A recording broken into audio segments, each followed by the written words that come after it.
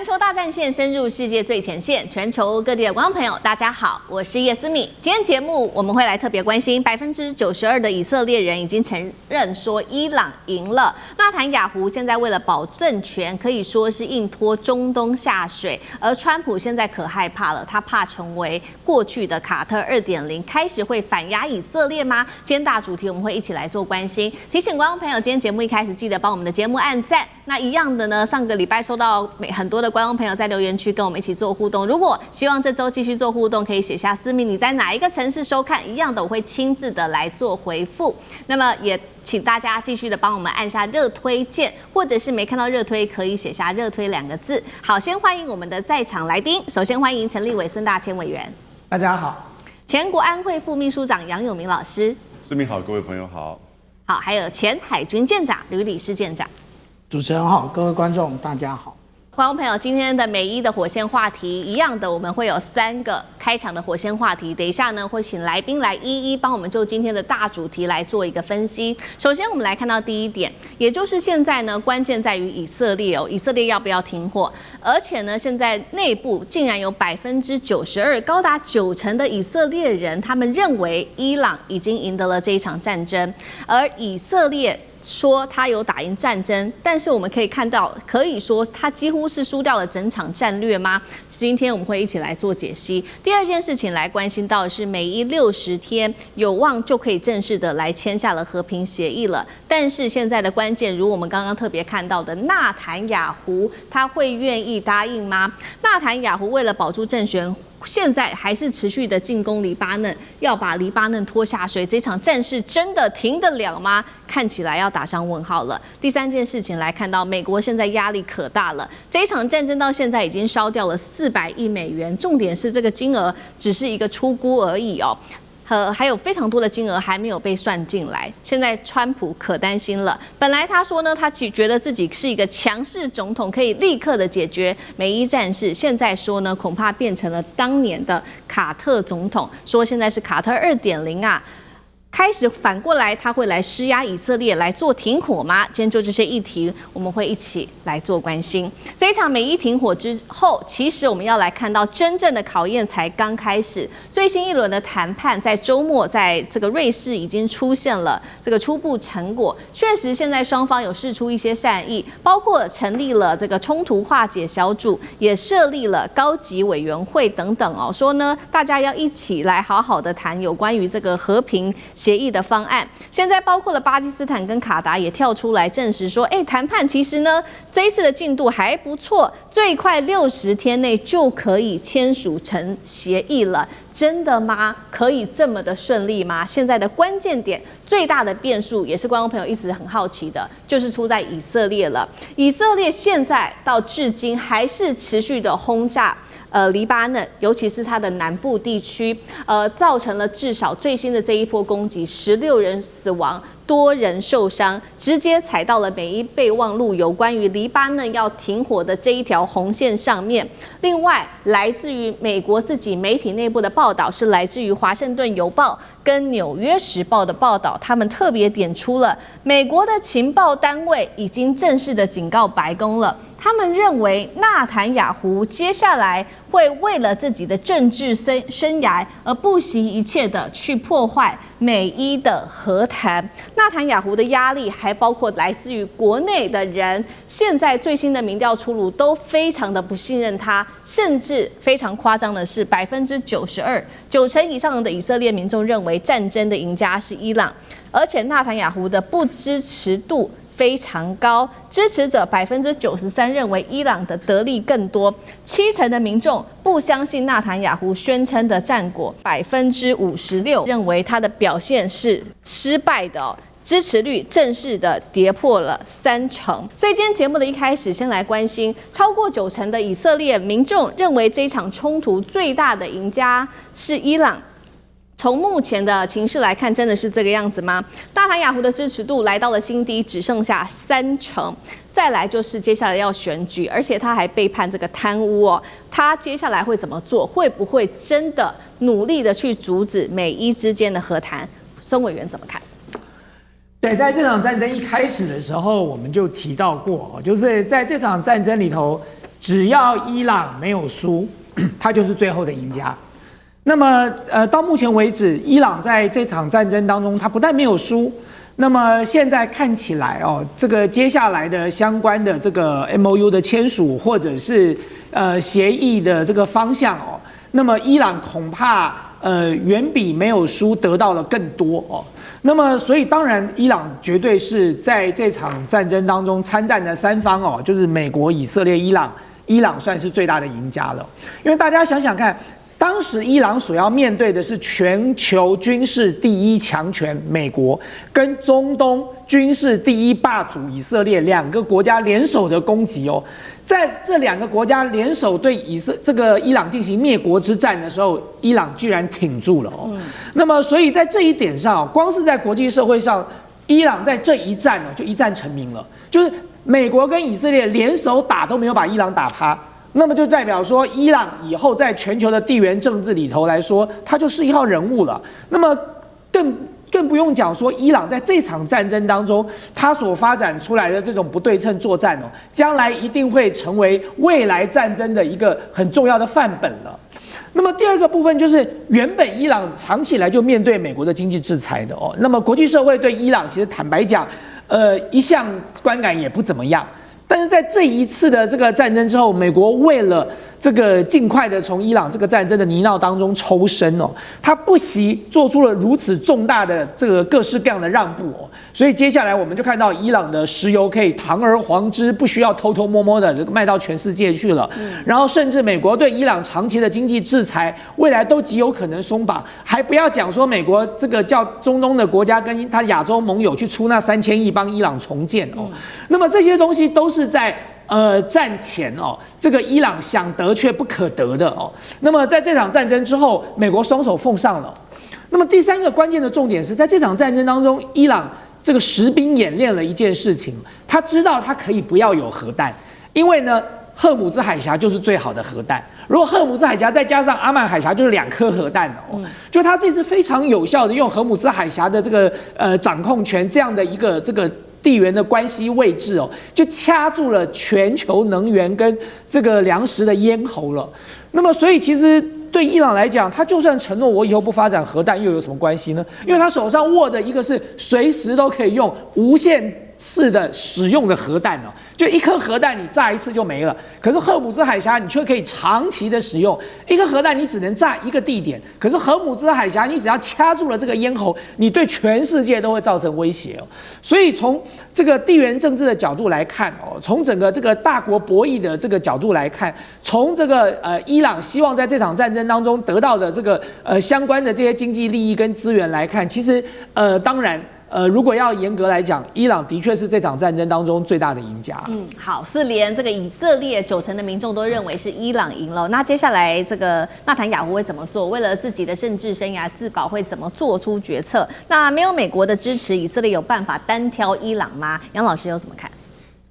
我目前觉得，其实现在在瑞士展开了谈判这个60天，大家要知道，它还没有进行到所谓核武跟浓缩铀。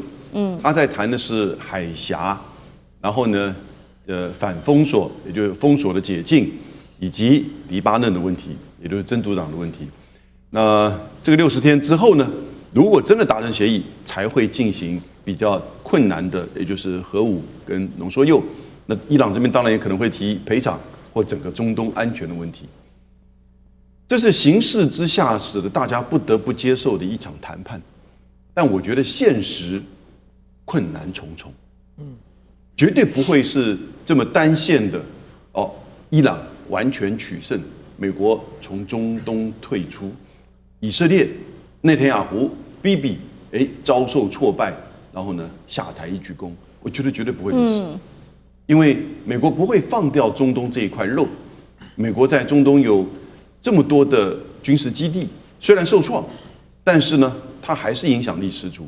它也要防止伊朗崛起，整个掌控中东，成为地缘政治的最大赢家。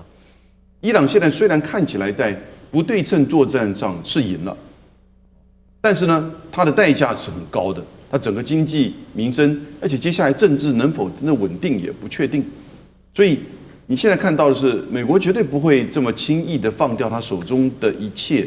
那我觉得会是一个动态的僵局。那甚至呢，可能各自都退一小步。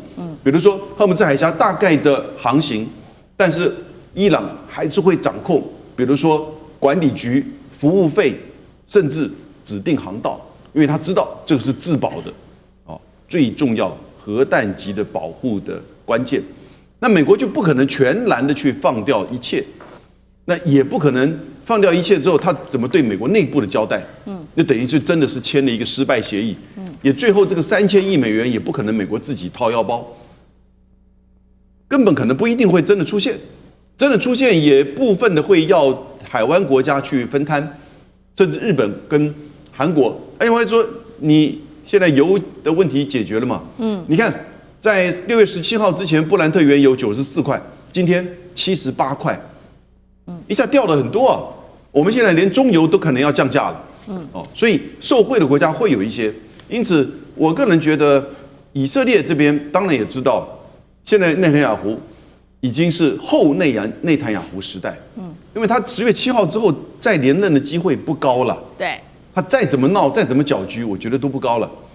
但是呢，有一个东西不会变，那就是美国对以色列的支持。所以，当施米留问我说，如果没有美国的支持，以色列能不能够单挑伊朗？如果以色列主动要去搅局、挑战伊朗、攻打伊朗，美国不会支持。但如果伊朗跟这个攻打以色列的话，我觉得美国一定会全力的去支持他，而且美国会支持以色列持续的在未来在黎巴嫩或者是巴勒斯坦的这些征战。就算新的政府上来，这个基本的态度也不会改变，也许稍微会缓和一些，不会像内塔尼亚胡这么的强硬派。而且这么强硬，到后来证明他的战略是错误的。所以我觉得接下来会是一个动态的僵局，而且大概就维持这边这种长期的不稳定中的稳定。然后呢，让这个伊朗忙于这整个区域，忙于美国的压力，而美国依然能够在这边维持它的军力跟影响力。好，那我们等一下同样的问题也特别请教舰长怎么看。所以就是接下来川普对于这个纳坦雅胡的态度，您又怎么看呢？因为现在其实美国的内部真的是压力非常的大。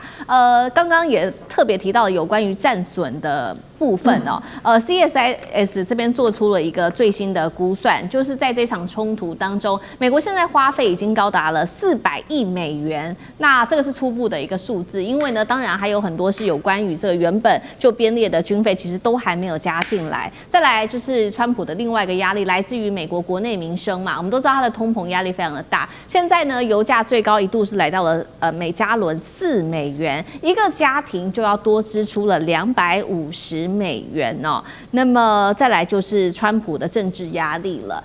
他本来觉得说，我是一个非常强势的总统，很快就可以结束掉伊朗，结束掉这一场战争，几周之内甚至几天之内就可以。结果没有想到打到现在已经超过了100多天。还没有办法停止。有人说，川普越来越像当时在1980年的这个卡特总统，大家还记得吗？当时卡特是因为伊朗的人质危机，所以拖垮了他的整个任期。现在川普是不是有点像他的翻版呢？因为我们看到他在各方面不断的让步，不管是说被迫签下这个 MOU 啊，或者是解除部分对于伊朗的这个限制，甚至要承认伊朗的主权，还要帮以色列收拾残局。有人说这个叫做川普最不愿意承认的卡特2.0正在成型。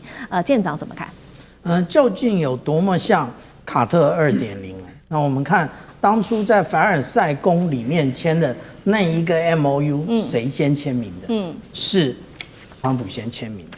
那接下来我们才看到的是伊朗的总统签名的。我们回想2次世界大战的时候，无论是在欧洲战场、中国战场或者太平洋战场，谁先签名的？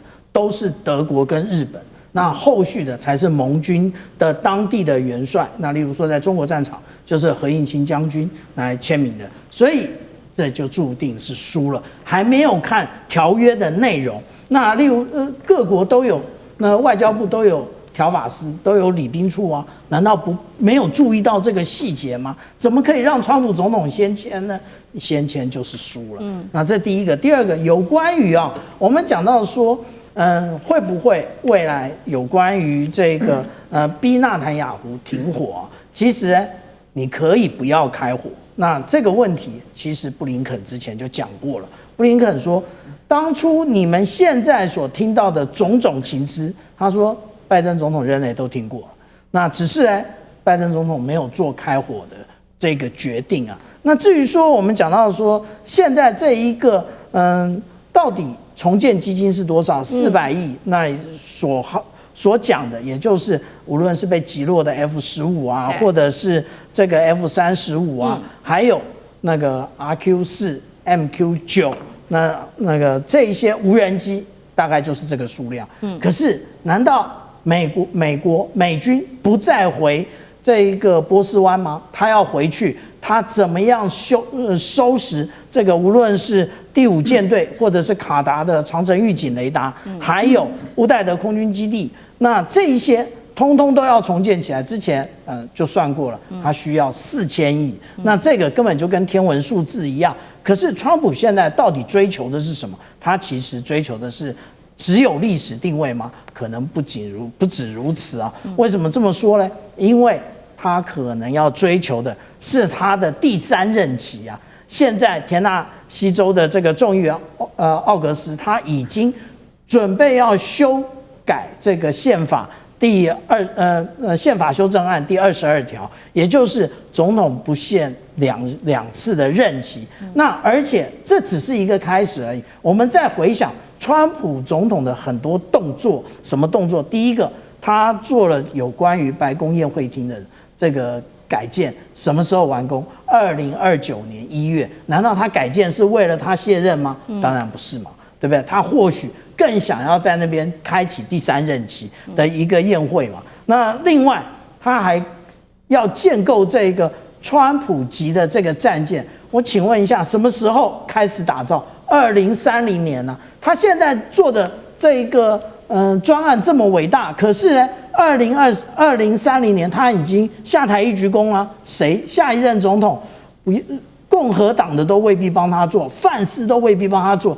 你可能要求这一个民主党帮你做吗？那当然不可能。所以他要追求的是第3任期。好，谢谢舰长。那我们休息一下，马上回来。地缘政治、美中之争、战略价值、强权崛起、小国生存，现在与未来洞悉事件走向，掌握世界脉动，全球观点尽在环球大战线。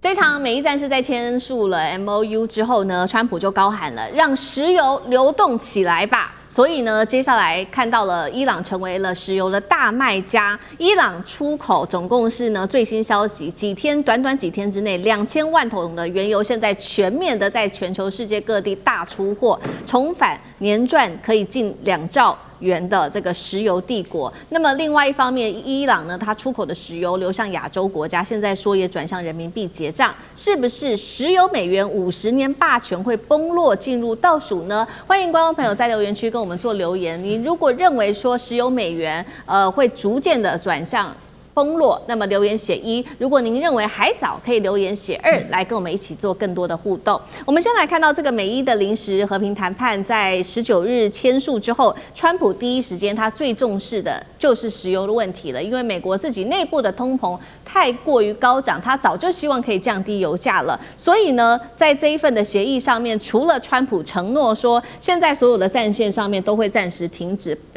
当中包括了在黎巴嫩的战事之外，他最重视的事情就是赶快让石油流动起来。这个是川普最在意的，立刻喊出来。但是川普呢也对这个伊朗做了一下威胁，他说呢，如果最终你伊朗还是没有办法跟我们美国达成一个正式的签署的话，我们美国还是会掌握荷姆兹海峡的，并且呢，从中东地区跟伊朗这边抽取20%的石油利益，他还是不忘稍微喊话一下。好，在这个川普说让石油流动起来之后，解封对于荷姆兹的管制之后，立刻看到了这个伊朗方面宣扬啊，美国你这一次真的是惨败了。这个是来自于伊朗的官方最新的还有媒体大肆的一个宣扬。所以我们来看到美军一解封，伊朗的石油立刻开始做大出出货的动作。来看到这个出货到底有多少呢？3天之内狂运了2000万桶石油到世界各地。再来就是伊朗的哈格岛石油这边终于正式的重启了。从这个卫星的空拍画面可以看到呢，这个是哈格岛，在它的左侧的部分说，这个靠西侧的码头已经被拍到有3艘超级大型的邮轮停靠在这个西部的码头地区了。那每一艘的邮轮可以载大约是200万桶的原油，现在呢都要往其他的国家去做输送。那么哈格岛大家都知道，掌握了伊朗高达了90%的原油出口量，所以呢，哈格岛的石油重启对于伊朗来说具有很大的一个战略上面的意义。那么再来看到的是呢，这个来自于华盛顿邮报做的一个最新估算，他说呢，一旦这个伊朗已经确立了它石油的这个重启之后，它如果回到战前的一个产量，一年是可以石油收入达到600亿美元的，换算新台币啊，高达了1.9兆元。伊朗的石油部长这时候可得意了，他说呢，在后协议时代，伊朗的石油业将为全球经济带来庞大投资机会。他喊话说，石油业在伊朗方面，我们已经完全准备好了。那另外一方面，其实这次 MOU 签署也被视为说对伊朗非常的有利。除了石油现在正在大出口之外，另外一方面呢，也被美国承诺说呢，会解冻60亿美元对于伊朗的制裁，从卡达这边的制裁开始会还给伊朗。再来就是3000亿美元会提供给伊朗的重建资金哦，等等，现在看起来都对伊朗非常的有利。好，我们先来聊一下石油。伊朗在3天之内疯狂运送了2000万桶的原油。再来，刚刚特别提到的哈格岛这个石油岛，现在确立重启，代表美国围堵伊朗差不多数十年的一个制裁体系，正在亲手被自己拆掉吗？伊朗会不会从被制裁国转为全球能源市场最抢手的大卖家？委员怎么看？为什么我们说伊朗是最大的赢家？大家看看到现在是谁最想签 MOU？ 是伊朗吗？还是川普呢？川普用尽了各种软硬兼施的方法，逼着伊朗上谈判桌，不就是因为川普不想打这场仗了吗？他想抽身，他想从伊朗的泥淖当中抽身，所以不管是怎么样屈辱的条件，他都想办法做一些文字游戏包装起来，赶快签了，人赶快离开就好了。所以我才在讲说，为什么在这场战争里头，伊朗是最大的赢家。关键是伊朗没有要灭掉美国跟以色列，美国跟以色列要灭掉伊朗，所以只要伊朗在这场灭国之战没有输，他就是赢了。伊朗从头到尾就没有要打趴过美国，他也从头到尾没有想打趴以色列。所以在这场战争，我们最后来做一个计算跟盘点，为什么我们现在认为伊朗是最大的赢家？除了我刚才讲的，到底谁想签，到底谁怕打？是伊朗怕打吗？伊朗可能早就准备好下半场等着打了，他还恨不得美国打嘞，因为伊朗的战略目标恐怕都还没有完全达到。那你更不要讲像刚才小舰长所提到的，连签个 MOU 的顺序都可以让大家看得出来说，在这一场的这个谈判协议过程当中，是谁拜托了谁，是谁求了谁。那么更重要的一点是，签完了这场 MOU 之后，我们来盘点一下，当时在这场战争发动之前，美国要做什么？美国第一，他要伊朗政权轮替。伊朗政权有轮替了吗？伊朗没有被打垮。第二，他说要把所有的浓缩铀都收走，用尽各种办法要伊朗把浓缩铀交出来。伊朗交了吗？现在伊朗只保证他不做核弹，他从来没有承诺说他要把浓缩铀交出来哦。第三，美国要求说荷姆兹海峡要完全打通。如果照刚才大家说的，未来荷姆兹海峡很有可能收服务费，荷姆兹海峡真的有完全打通吗？没有。所以其实为什么我们会说在这场战争当中，伊朗是最大的赢家？光是美国跟以色列想在战前达成的几个目标，他们一样都没有达到，反而他们要去做出更大的退让，包含像我们刚才在讨论的，像这个原油，以前伊朗卖石油要偷偷摸摸的卖啊，他是面对了国际上全面的制裁，他今天卖石油，他一年赚个600亿，他可以光明正大的卖了。所以这对伊朗来说，难道不是让他合理合法的重新回到了国际社会里吗？那你更不用讲说，以前全世界对伊朗的态度，对伊朗是有一种特殊的成见。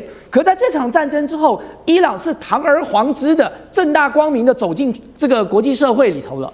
所以其实，在这场战争之后，美国跟以色列当然输了，他们原本的战略目标一个都没有达到。而伊朗在这场战争当中，他不但挺住了，他却得到了更大的收获。刚才永明兄说，伊朗付出了惨痛的代价。你现在问问伊朗，这个代价值不值？伊朗可能认为很值，因为我付出了这么大的代价，可是我换到了更大的成果。以后伊朗就是中东的第一大国之一，伊朗是西亚地区的话事者，谁都没有办法再小看伊朗了。那么，如果今天我是伊朗的国民的话，我认为这个代价很值得。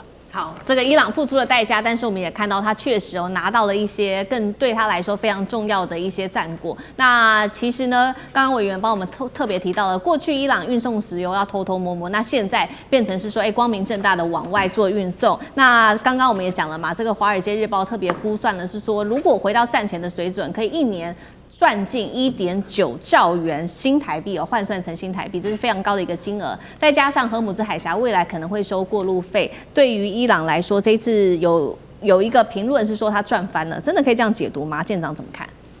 我们刚刚的提问有提到说，能源出口的这部分呢，那也就是伊朗出口的部分，其实是伊朗要的。那但是呢，我们如果回头看呢，压低油价那是川普要的。可是我们现在从伊朗的这一个 MOU 签订之后，我们就发现这个双方互谋其利啊。所以为什么川普这么急的要签？那到底有多少的这个超级油轮或者油轮呢？我们来看啊，这是伊朗石油协会提供的这个资料啊，也就是我们可以看到这里白色的这个框框加上红色的框框，一共22个。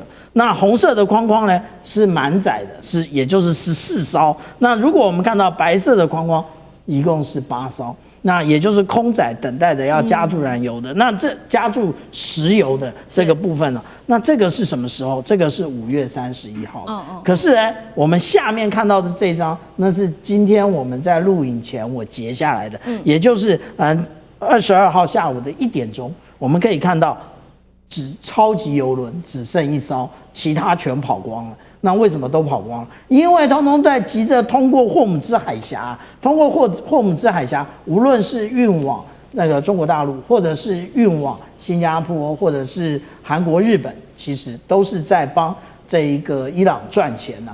那另外呢，我们来看到伊朗为什么那个它真的可以说是赢麻了。我们来看啊，这个是从2010年到2026年，我们看到伊朗它的一个经常账上面啊，我们可以看到这个蓝色的部分代表它是从石油上面赚来的钱，那这上面有紫色的一点点的是天然气的部分，那下面的这个部分呢，也就是它从国外进口的这些各项物资。那我们就可以看从这条黑线上面，我们就可以看到它大部分 GDP 来讲都是正面的。那这个就是我们讲到的，它这一个经济结构是靠石油来解决一切的问题。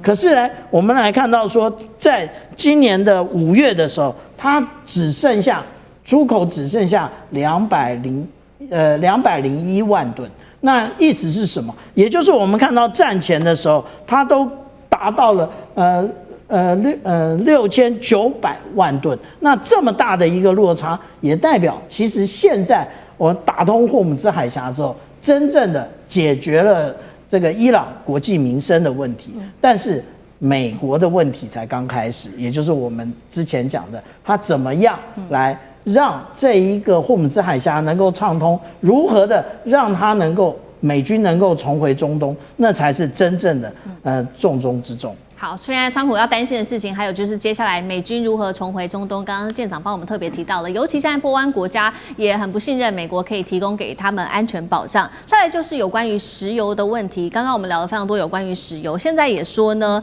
这一场解封呢也让伊朗得利，但是对于这个美国在中东地区的石油霸权是否已经开始出现了严重的允诺的现象呢？尤其是现在可以发现有非常多的国家开始用人民币来做石油的交易，在中东地区，我们来看到几个地方。首先呢，其实在今年的年中的时候就已经传出这个伊朗跟8个国家正在协商说，未来呢，这个我们做石油的交易不要再用美元了，用人民币吧。现在有说这个伊朗谈判的国家有8个，但是目前还不知道有哪8个国家。再来就是沙烏地阿拉伯早就已经开始使用这个数位货币，那使用的就是就是人民币了。再来就是看到日本跟韩国了，这是最新消息。日本同意呢，传出来说他们同意使用人民币来做支付，石油的支付。再来就是韩国了，他们也说呢，已经向美方确认，未来他们进口俄罗斯的石油都会改采用人民币，或者是用卢布，这些币值都可以来做计算。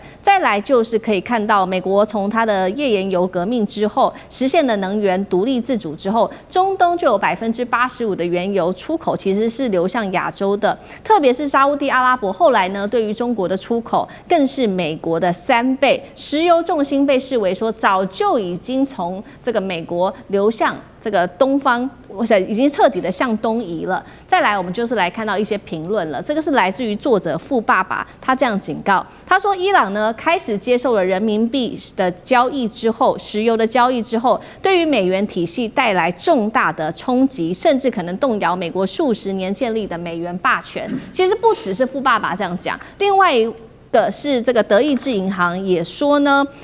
美军基地在这一次的伊朗战争当中受损，然后波湾的石油设施受损，荷姆兹被受阻等等，都让波湾国家开始对于美国是不信任的，所以他们也在思考说，你不能提供我安全，那我为什么要用美元来做结算、来做交易呢？杨老师怎么看有关于美元霸权在中东的影响力是否式微？这个是刚才你讲的一些东西的理想状态哈，但各位知道，美元霸权。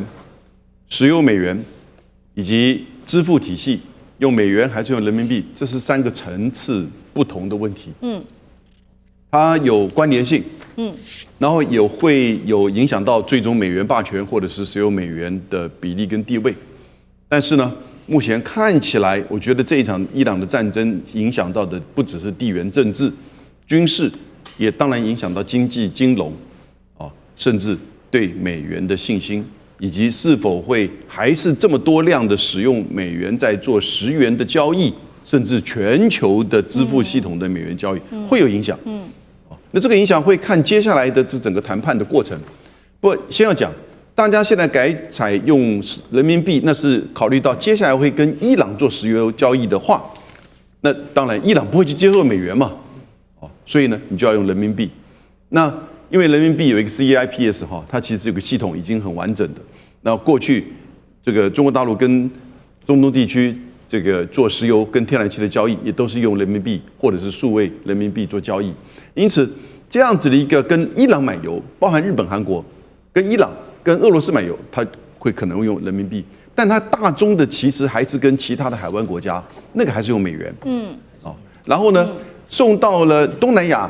那这个东南亚的国家呢，其实大部分可能还是用美元体系。是那除非你跟伊朗买，所以现在就是说，你伊朗开始出来的油能够出来多少，我们不知道哦，因为这取决于这个谈判，说不定美国还是施加压力，然后呢，使得制裁，然后呢，常备管辖，使得别的国家的油，别的国家不敢买太多伊朗的油，因为你要知道，油不是我今天给你买，明天就到，它是个长期的约。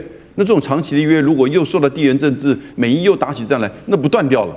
那我临时哪里去找这个国际的现货？有，但一定价格比较高，所以这要很长一段时间了。我觉得这个我讲很长一段时间，要半年到1年左右，才知道这个整个情势。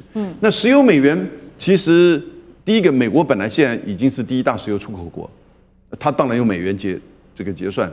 那第二个呢？其实全球的石油的需求啊，相较于以前其实是在减少中。为什么油价会往下跌？因为供需的问题。因为大家都改用清洁能源或者是这个其他的方式，所以石油的供需会影响到石油美元，没有像以前这么的影响关键。再加上美国，它现在比如说举例而言，前一阵子那个 SpaceX 的 IPO， 接下来还有 OpenAI、Anthropic。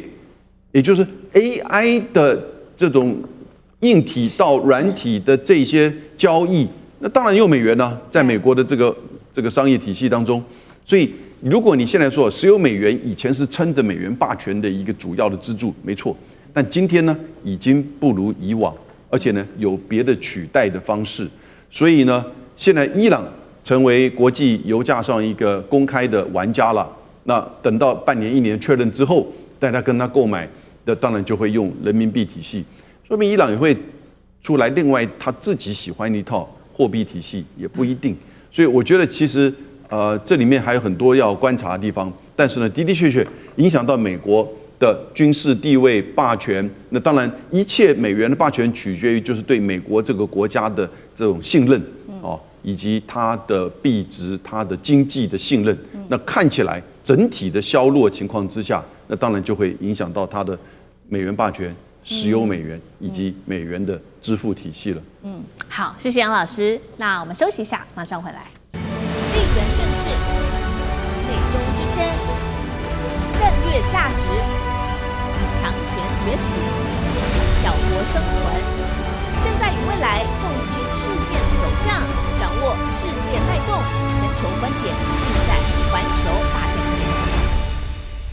接下来特别关心北京对于日本的报复正式的全面引爆了。那这一次呢，包括了30材料荒了、住友等等，还有一些关系的经济团体都急奔北京来求助。观众朋友欢迎在留言区来跟我们做留言。如果您认为大陆这一波针对于日本的重稀土的这个限制跟报复跟制裁能够重伤日本的这个不管是制造业、军工或者是科技业，留言写1。如果您认为这个伤害还不算太大，可以留言写2，跟我们一起做互动。那另外，其实现在 G7 也一同开会说要一起降低对于大陆稀土的这个依赖度，要降到50%以下。今天就这些议题，我们会一起来做关心。好，我们现在来看到的是最新消息，中国对日本的稀土管制现在开始正式的全面发酵，冲击我们可以说是一波比一波更猛烈。最新消息是，确实日本政府的态度非常的强硬，但是日本企业首先已经撑不住了，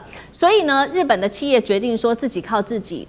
自己起身去拜访中国大陆，正式的向中国低头，是希望说中国是不是能做一些的让步？我们来看到最新数据是，日本5月从中国大陆进口的稀土磁铁创了1年新低。刚刚说了，日本企业自己想办法，所以我们就看到了最新消息是，住友电器，还有呢，包括了日本、关西等等的经济团体代表，已经说他们要亲自前往中国大陆的北京。来跟当地建立一个沟通的管道，这是第一个。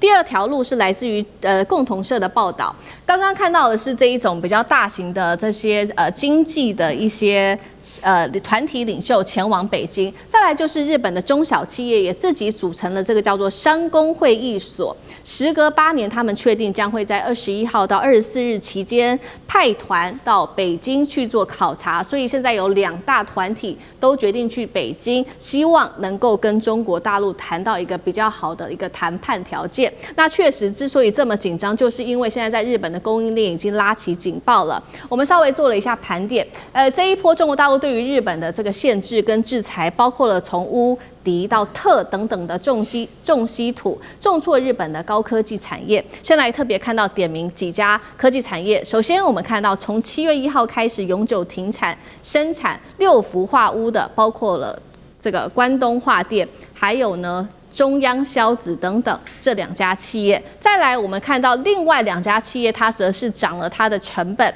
首先是30材料，6月起它的钨零组件涨幅达到3倍以上，住友电工产品价格最高涨幅也高达了60%。再来看到库存只剩下1个月的水位的是这3家企业春田等等这3家企业说库存也非常的少了。再来，我们看到日本到底有多依赖中国大陆的稀土呢？它有70%是依赖中国的，其中重稀土的依赖度更是将近达到了100%，而镝和铬的进口是从1月开始直接归于0啊。日本现在只好呢，不管是求北京帮忙，或者是从其他的国家希望能够来降低这个对于中国的依赖，但现在卡关的不只是矿而已，不只是稀土而已，还有整个冶炼的技术等等所以节目一开始特别请教委员怎么看了。住友电器，还有包括日本关西2大经济团体，还有我刚刚提到的中小企业组成的商工会议所，都前往北京，希望大陆能够松绑。大陆会回应一个比较良善的回应吗？还是会继续的做卡关？那这对于日本的重工业会有多大的一个冲击？委员怎么看？北京当然不可能因为这些工商团体到北京去这个拜会，然后就进行松绑了。松绑只有一种可能，就是日本政府要收回他过去错误的言论，改正他错误的行为哦。不过现在显然看起来，日本准备一条道走到黑了哦，所以日本也没有任何要做改变的打算哦。因此，这样的一个变相的封锁恐怕会持续下去哦。坦白讲，北京政府这一次是很巧妙的。这个在不违反国际贸易准则的情况之下，对日本哦，针对这些这个稀有矿物开始进行断供的动作。当然，他第一个理由就是利用这个军民两用了，这个理由是美国最常用的。美国动不动去限制中国大陆的企业，就说它是军民两用哦。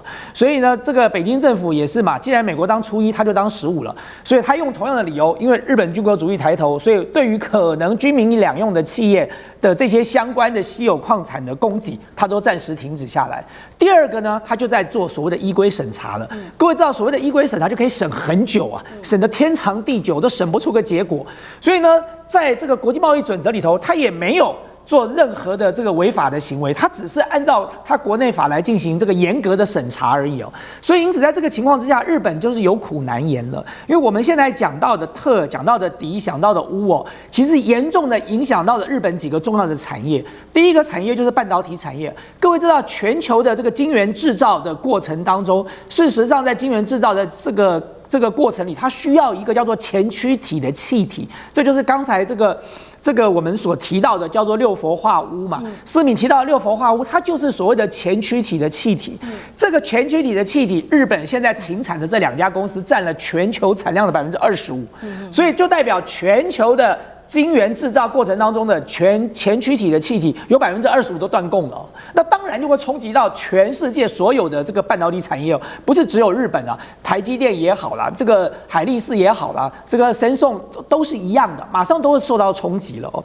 那么更重要的一点是哦，日本现在对外讲说在这个过程当中，他们需要的是高纯度的钨才能够有六氟化钨。这个高纯度的钨90%的产量都是来自于中国，而日本现在的状况是，中国大陆在2月到4月哦，这个出口给日本的这个数量完全归零哦，所以日本现在评估在5、6月哦，就是6月底哦，马上日本全国的库存都要耗尽了。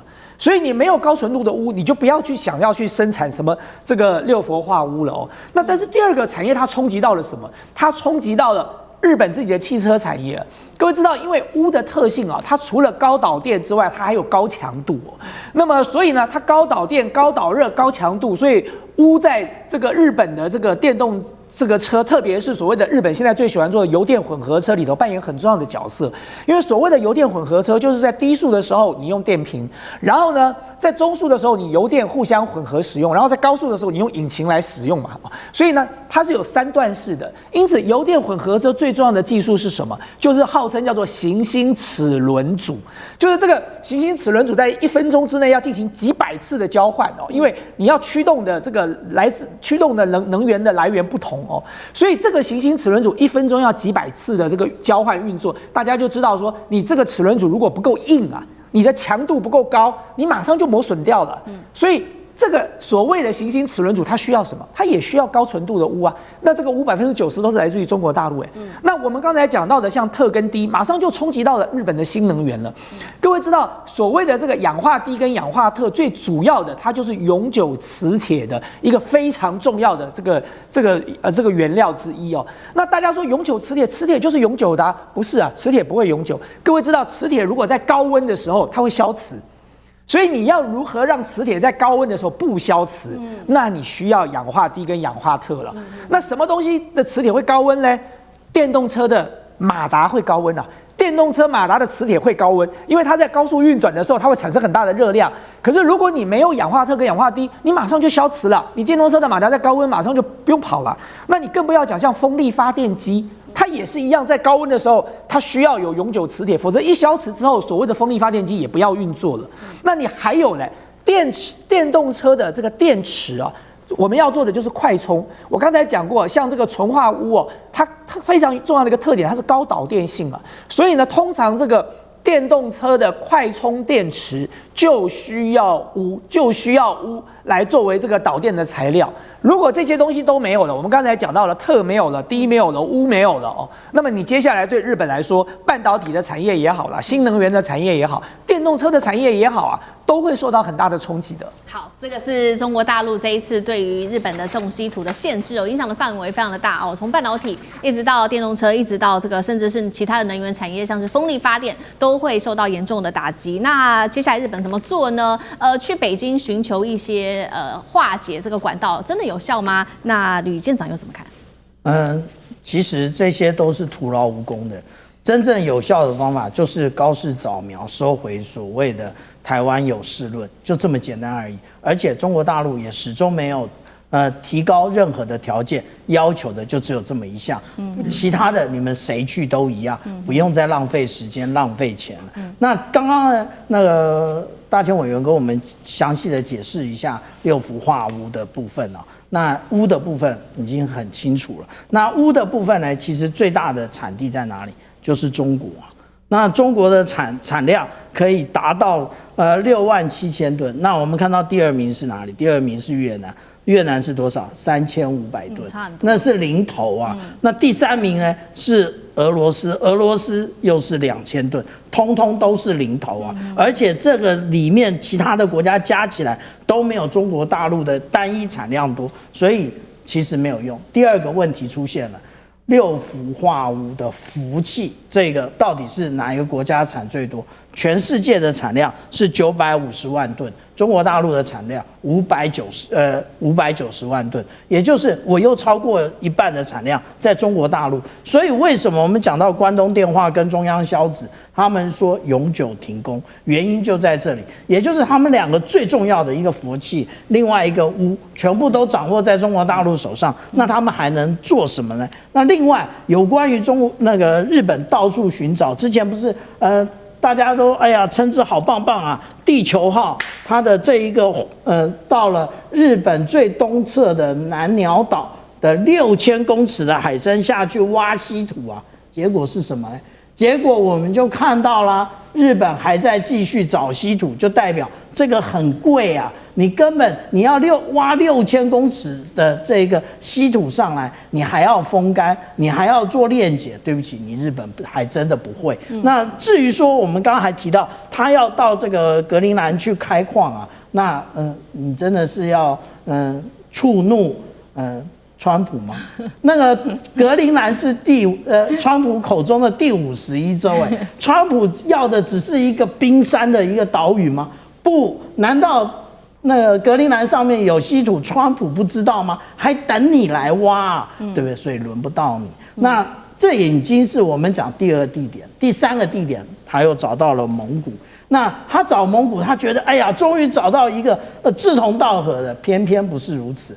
因为蒙古一直都在走第3邻国的这一个政策，那它的第1邻国、第2邻国分别是中国大陆跟俄罗斯啊，这2个国基本上陆运就封死了，又不临海，所以我们这样讲，那他们都认为可以空运啊，那真是更棒啊！空运的水准是1吨大概是2000美元左右啊，那稀土有这么贵吗？而且那是土而已啊，那只是原料而已，还没有炼解出来啊，所以也不可能空运啊，更不要说6月15号那个中国大陆以及蒙古他的外交部长会谈发布了一个联合新闻公报，一开头就讲到了什么中蒙友好合作关系条约的第4条，也就是不去参与那个针对敌方的军事同盟。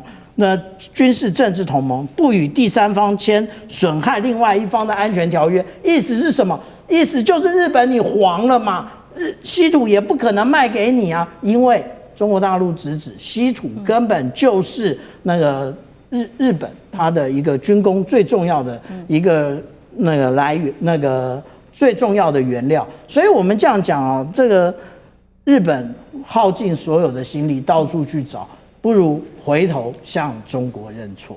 好，这个我们看到中国大陆针对于日本做的科技上面的制裁哦，包括在迪乌特上面做的限制。但其实呢，有关于这一场稀土战，它不只是针对日本而已，现在其实也继续中国大陆升级，还对美国。另外一个要来看到的就是它打的是铟哦这个元素，我们特别来看到的是因为呢全球70%的铟哦都握在中国大陆的手里，打的就是呢这个 AI 资料中心光通讯的晶片材料都需要用到铟。所以现在美国的光子晶片企业已经向政府求情，说可不可以去帮忙请求中国获得出口许可。那磷化铟的晶片价格已经暴涨了250%了。中国大陆现在同步来收紧对于美国的各种限制，已经可以看到很明显的成型了。46家美企产品也限制政府上面做采购。好，再来，所以呢，现在 G7 国家也说了，要一起来去中国化，目标降到60%以下。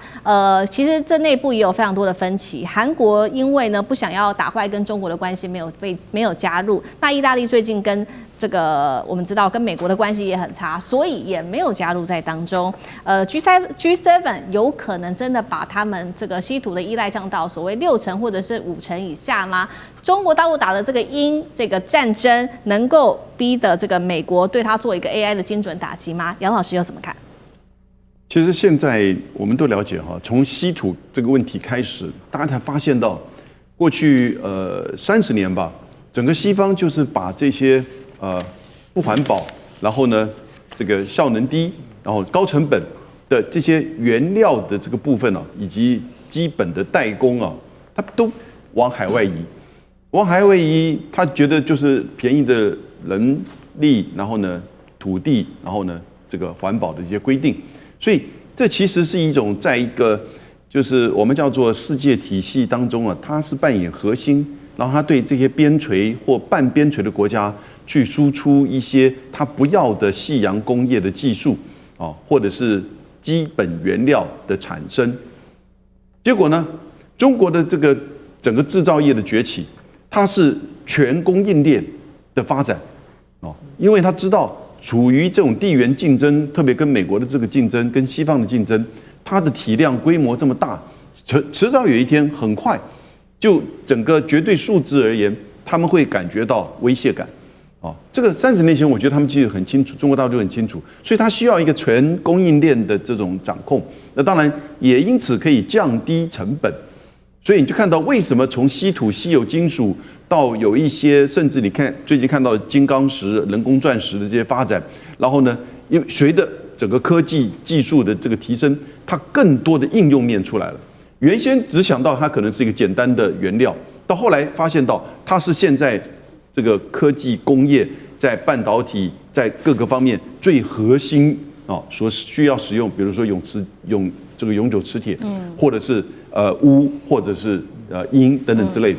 所以这个时候，美国跟这些西方国家才回过头来说，想要建构自己的供应链，完全来不及。缓不济急，同时成本过高，没有技术，没有制程，就面临到稀土的台积电。中国的稀土公司就是如此。还有另外一个，你这种所谓去风险化的风险，这个永远是你自己面临到的问题。而且中国没有对全世界禁止它其实还是希望维持一个国际合作。所以只要你愿意跟中国做国际合作，你这些原料都没有问题。只要你不去这个，就是说去发展再军事化，或者是这种新型军国主义要去搞抗中保日，那当然他对你的军工业发展，那你只不过投入更多的钱做一件你自己本身其实不会有任何成效的事情。中国也没什么意见。所以我是觉得这个各国的政策我们看到韩国，看到有一些像是德国甚至西班牙，这个政策这脑袋就很清楚，就不会说想要去跟中国搞对抗。那但是呢，我们看到日本甚至像是这个法国，冯德莱恩，那我就不知道美国是不是真的搞懂，就看9月份川习会到底川普有没有真的搞懂。好，谢谢杨老师。那我们休息一下，马上回来。地缘政治、美中之争、战略价值、强权崛起、小国生存。现在与未来洞悉事件走向，掌握世界脉动，全球观点尽在环球大战线。持续要来关心的是，美日同盟是不是正式的破裂了呢？有一些迹象，等一下会来一起做关心。而川普在 G7 上面高声训斥高市早苗，大开玩笑，还嘲讽他也被成为一个焦点话题之一。再来就是等一下会看到高市早苗的这个民调创了新低。那么今天就这些议题会一起来做关心。好 ，G7 的峰会刚结束，场外的火药味十足啊！多家的媒体特别引述了法国媒体的报道说呢，怎么回事啊？在这一次的 G7 的晚宴上的时候，看到说川普跟高市早苗疑似爆发了非常激烈的一个口角，大吵一架，真的是这样子吗？而且一度是激烈到有很多国家的领袖必须要介入在当中来稍微缓和一下两个人的情绪。到底发生了什么事情？有几个导火线？我们先来看到，首先最重要的导火线就是这个了。川普呢再度的搬出了当年的珍珠港事件来比喻说，这个是对于伊朗的军事行动。大家还记得吗？这个是指的是1941年的珍珠港事件哦。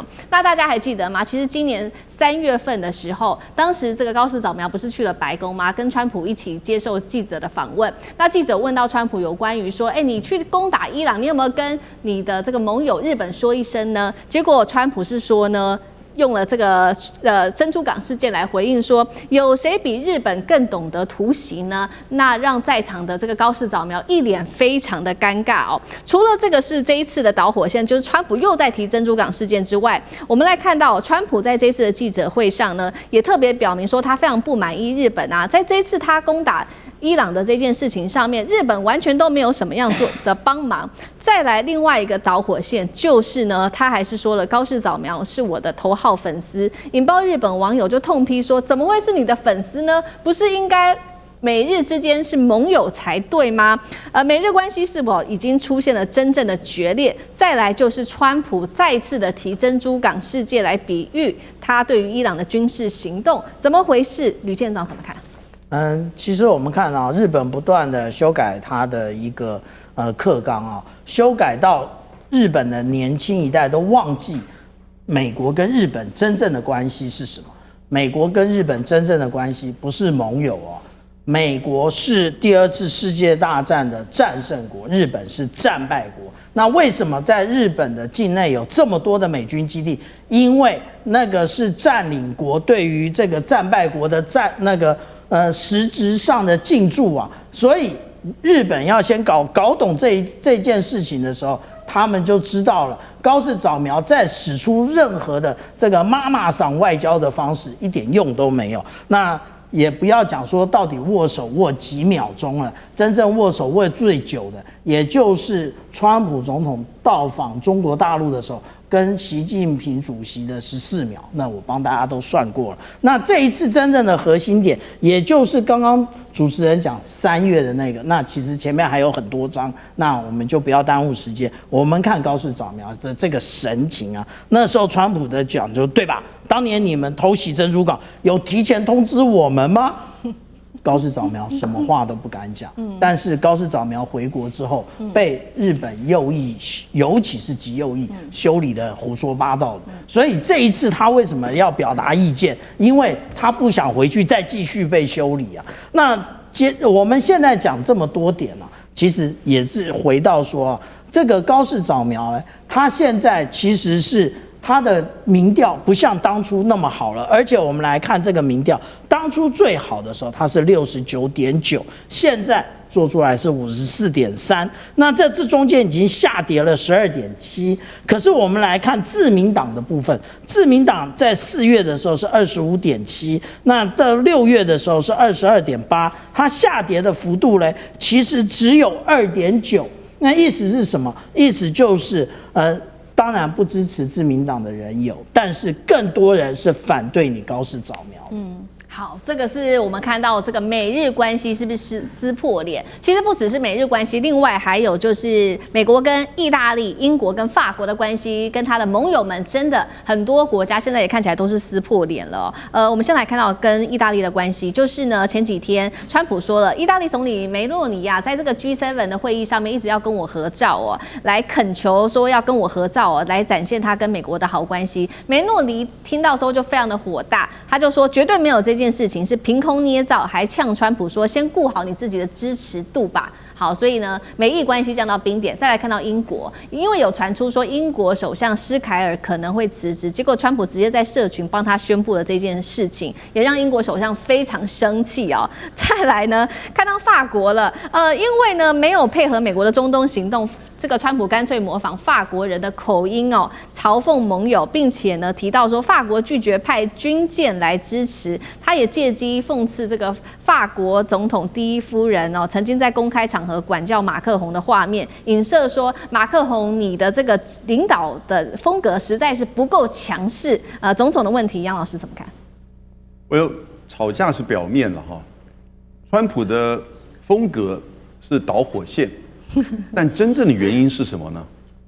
真正的原因是整个世界格局改变了 ，G7 不再高高在上了，它也不是过去从70年代到现在，他们认为是在决定世界格局的这个主要的玩家了。你看这一次的伊朗战争从发生，然后 G7 也没有了解到，日本也没有了解到，你跟着老大你要跟紧，因为否则老大会，你怕老大抛弃你，但你就不能去，你必须要面对可能被老大牵连到他自己搞的糗事里面去，你不能怕这个东西。所以当欧洲跟美国拒绝在美国的跟伊朗的战争当中任何的角色，甚至还谴责他们的时候，他就知道这个老大生气了。那这个 G7 当然，川普就来这个从头骂到尾，但他骂是他的风格，可是真的显示的是什么？你看这一次的这个伊朗，从4月7号到现在为止，有没有什么欧盟的角色？有没有什么欧洲国家的角色？有没有什么日本、韩国的角色？什么都没有，都是巴基斯坦哦，然后呢，伊斯兰海湾国家，还有谁？中国。将来也就是说，这些 G7 国家其实已经就害怕，他现在害怕9月份当这个川习会在开的时候，是不是真的可能就形成中美共治，而不再是 G7 大家共同协商了？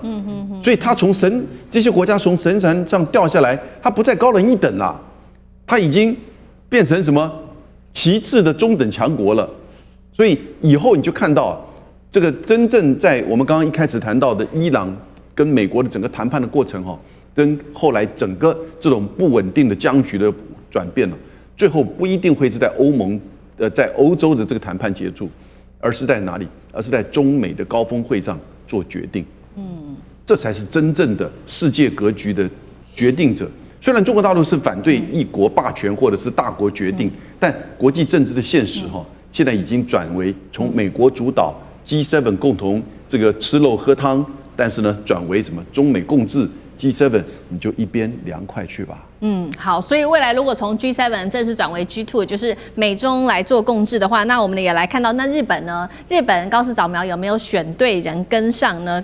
跟对老大呢？因为现在高市早苗也面临非常多的压力。我们来看到到底怎么回事？他的民调竟然是创下了最新的，来到有史以来最低的一个支持度，高市支持度下降到只剩下55%。6月份我们来看到自民党支持率只剩下22.8%，这个数字是今年初自民党政治资金丑闻时的22.5%的低水平，包括年轻人、女性也不支持高市早苗了。孙委员怎么看？对，在先前在日本曾经有一次这个年轻人的抗议哦，叫做要猫不要炸弹哦，不要飞弹。那么这群年轻人他们诉求的将近几万人哦，包含在线上。他们就是对于高市早苗要走的这个新军国主义抬头这件事情，他们是高度保留的哦。他们甚至认为说这条路不是他们希望看到的道路。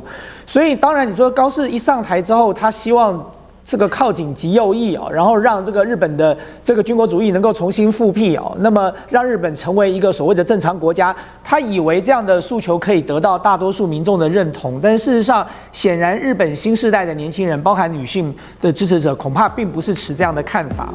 那么在日本，高市早苗现在遇到最大的问题是他的支持度下滑，这个有明兄是专家嘛，就日本的内阁永远都是如此，首相刚上去的时候支持度很高，然后就开始慢慢的下滑。